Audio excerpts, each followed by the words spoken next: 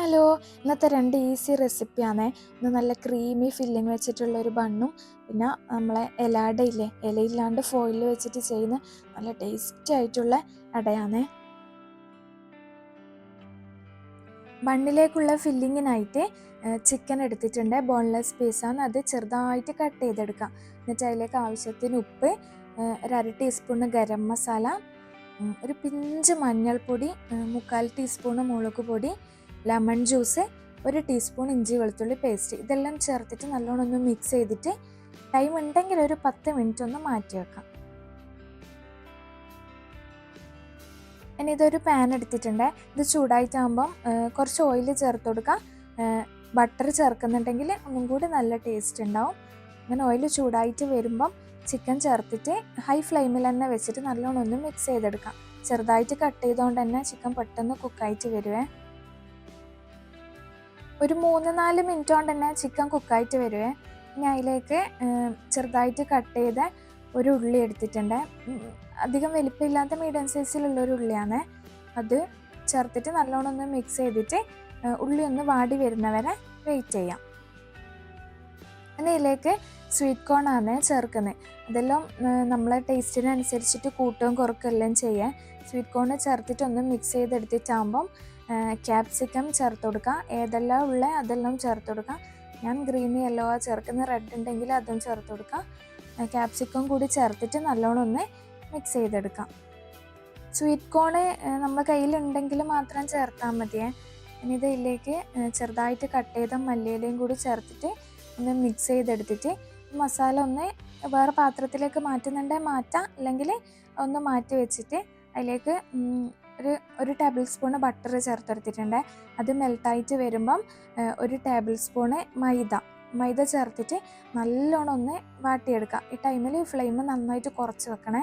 ഈ മൈദൻ്റെ പച്ചമണം ഒന്ന് മാറുന്നവരെ ഒന്ന് നല്ലോണം മിക്സ് ചെയ്തെടുത്തിട്ട് ഞാനിവിടെ 3/4 കപ്പ് പാലെടുത്തിട്ടുണ്ട്. അത് കുറച്ചായിട്ട് ചേർത്തിട്ട് കട്ടയൊന്നും ഇല്ലാണ്ട് നല്ലോണം ഉടച്ചിട്ടൊരു സോസ് പോലെ ആക്കിയിട്ട് എടുക്കാം. ഈ ഒരു തിക്നെസ്സിൽ കിട്ടുന്ന വരെ പാല് ചേർത്തിട്ട് മിക്സ് ചെയ്തെടുക്കാം. ഇനി ഇതിലേക്ക് ഞാൻ കുറച്ചൊരു പിഞ്ച് ഉപ്പ് ചേർത്ത് കൊടുക്കുന്നുണ്ട്. ഫില്ലിങ്ങിൽ നമ്മൾ കണക്കായിട്ടുള്ള ഉപ്പല്ലേ ചേർത്തത്, അതുകൊണ്ട് ഈ സോസിൽ കുറച്ച് സോസിന് ആവശ്യമായിട്ടുള്ള മാത്രം ഉപ്പ് ചേർക്കുന്നതാണ്. ഇനി ഇതിലേക്ക് 1 teaspoon chilli flakes, 1/2 teaspoon oregano, ഇതും കൂടി ചേർത്തിട്ട് ഒന്ന് മിക്സ് ചെയ്തെടുക്കാം. വൈറ്റ് സോസ് ആക്കിയിട്ട് ചെയ്യുന്നതുകൊണ്ട് തന്നെ നല്ല ടേസ്റ്റുള്ള ഫില്ലിംഗ് ആണ് ഇത്. ഇതിൽ ആ മൈദൻ്റെ പച്ചമണം പോകാൻ വേണ്ടി മാത്രം ഒന്ന് ശ്രദ്ധിച്ചാൽ മതിയേ. പിന്നെ ഇതിൻ്റെ തിക്നെസ് കൂടിപ്പോയാൽ കുറച്ചും കൂടി പാല് ചേർത്തിട്ട് മിക്സ് ചെയ്തെടുത്താൽ മതി. ഇനി ഇതാ ഹാലപ്പിനോസ് കയ്യിലുണ്ടെങ്കിൽ മാത്രം ചേർത്താൽ മതിയേ. നിർബന്ധമൊന്നുമില്ല, ഞാൻ ഉള്ളതുകൊണ്ട് മാത്രം ചേർത്തതാണ്. ഇതെല്ലാം മൊത്തത്തിലൊന്ന് മിക്സ് ചെയ്തെടുത്തിട്ട് ഫ്ലെയിം ഓഫ് ചെയ്യുക. ഇത് ഫില്ല് ചെയ്യുന്ന ടൈമിൽ ഫില്ലിങ് അഥവാ ഒന്ന് കട്ടിയായിട്ട് തോന്നുന്നുണ്ടെങ്കിൽ കുറച്ച് പാല് ചേർത്തിട്ട് ഒന്ന് ചൂടാക്കി എടുത്താൽ മതിയേ. ഇനി ഇതാ ഞാൻ ബണ്ണ് എടുത്തിട്ടുണ്ട്. വലുതിൽ വേണമെങ്കിലും ചെയ്യാം, ഞാൻ ചെറുതിലാണ് ചെയ്യുന്നത്. ചെറിയ ബണ്ണെടുത്തിട്ട് അതിൻ്റെ മേലിലൊന്ന് റൗണ്ടിലൊന്ന് കട്ട് ചെയ്തെടുക്കാം. ഇതാ ആ ഫില്ലിങ് ഇതിൽ വെക്കാൻ വേണ്ടിയിട്ട് ഇതുപോലെ ഒന്ന് കട്ട് ചെയ്തെടുക്കുക. റൗണ്ടിൽ മൊത്തത്തിൽ അതുപോലെ കട്ട് ചെയ്തെടുത്തിട്ട് ഈ ഫില്ലിങ് എന്താക്കാം, ഈ കട്ട് ചെയ്ത ഭാഗത്തൊന്ന് ഫില്ല് ചെയ്ത് കൊടുക്കാം.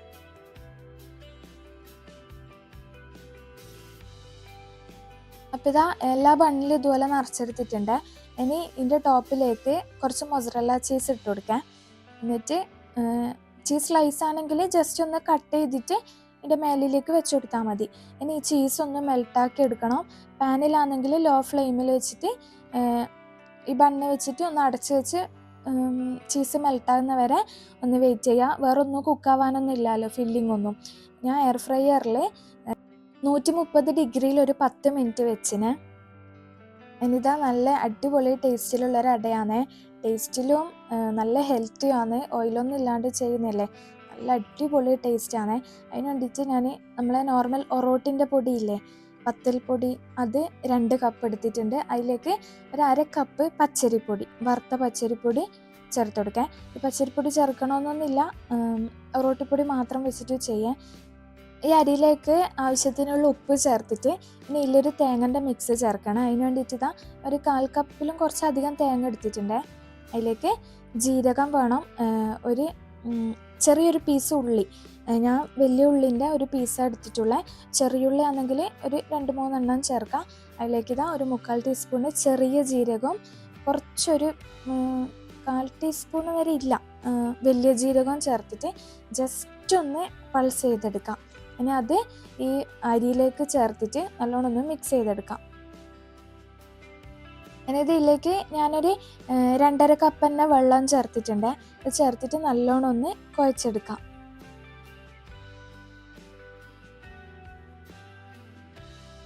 നമുക്ക് പരത്തിയെടുക്കാനുള്ള പാകത്തിനായിട്ട് വരുന്നവരെ ഒന്ന് കുഴച്ചെടുക്കാം വെള്ളം ചേർത്തിട്ട്. ഇത് ഈ അടൻ്റെ ഉള്ളിലേക്കുള്ള ഫില്ലിങ്ങിനായിട്ട് 2 കപ്പ് തേങ്ങ എടുത്തിട്ടുണ്ട്. ഈ അരിയും ഈ ഫില്ലിങ്ങും കറക്റ്റ് അളവാണ്. ഇത് ഒരു പീസ് വെല്ലം എടുത്തിട്ടുണ്ട്. അത് ഒന്ന് ചെറുതായിട്ട് ഒന്നിട്ട് കട്ട് ചെയ്തെടുക്കാം, അല്ലെങ്കിൽ നല്ലോണം ഒന്ന് ചുരണ്ടിയെടുക്കാം. ഇനിതാ ഫില്ലിങ്ങിനായിട്ട് പാൻ വെച്ചിട്ടുണ്ട്.